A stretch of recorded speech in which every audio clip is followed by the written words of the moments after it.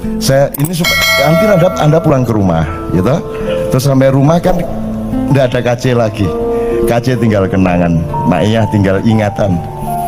Anda kembali ke masalahmu masing-masing dengan kegelisahanmu, dengan kegalauanmu masing-masing, ketap-ketip ya kan? Ngiler melongo ya toh, gelisah, waduh iki kok ya apa, ini gimana, ini belum saya bayar, waduh nanti di kerjaan begini kan gitu. Anda kembali ke masalah masing-masing. Aku bertanya, siapa yang memperhatikan bahwa engkau sedang galau? Apakah Indonesia tahu Anda galau? Apakah negara ini tahu engkau galau? Apakah pemerintah concern terhadap galaumu? Apakah ada ulama-ulama yang ada di dalam file dan kenangan hatinya bahwa umatnya galau? Kamu akan sendirian nanti di rumah masing-masing. Maka kamu harus punya sahabat sejati dalam hidupmu, sehingga dimanapun kau berada dalam keadaan apapun saja, engkau memiliki teman. Dan siapakah temanmu yang sejati itu? Maka hadiah handphone.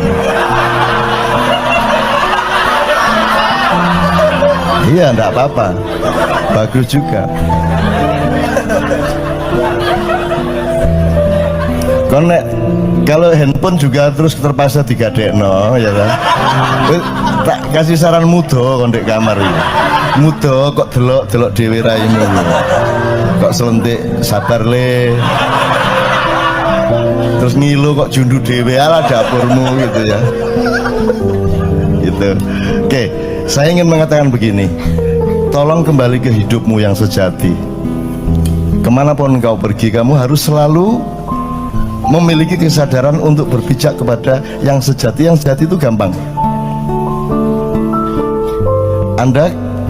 Saya kasih 3 idiom: 1 cangkul, 2 pedang, 3 keris. Jangan dilihat kerisnya sebagai benda, jangan dilihat pedangnya sebagai benda, jangan dilihat cangkulnya sebagai benda, tapi sebagai pemahaman dan kesadaran. Kalau cangkul itu fungsi apa, Dek?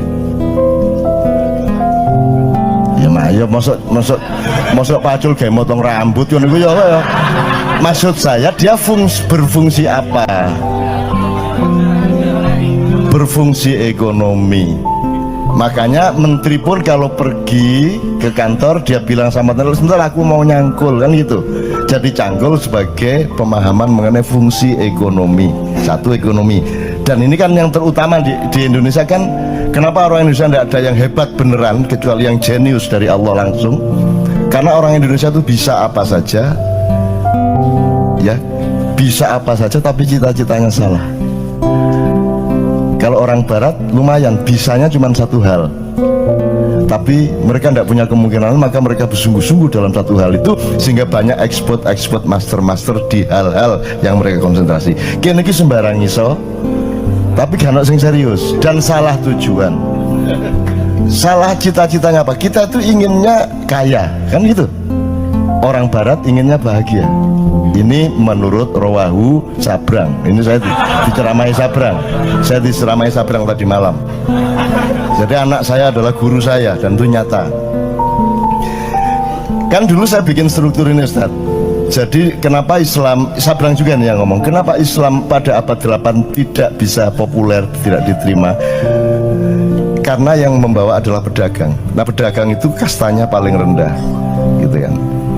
Tapi ketika Islam yang membawa adalah para syekh, para ulama, para maulana, Maulana Magdum Ibrahim dan seterusnya sampai Sunan Giri, sampai Sunan Kalijogo, semua orang pada masuk Islam karena mereka percaya kepada begawan, mereka percaya kepada panembahan, mereka percaya kepada keris dalam tanda petik ya, nanti tolong diingetin untuk kembali ke keris. Mereka percaya kepada orang mulia, orang yang menjadi pusaka bagi orang banyak, gitu kan. Kemudian sekarang kita terbalik 180 derajat.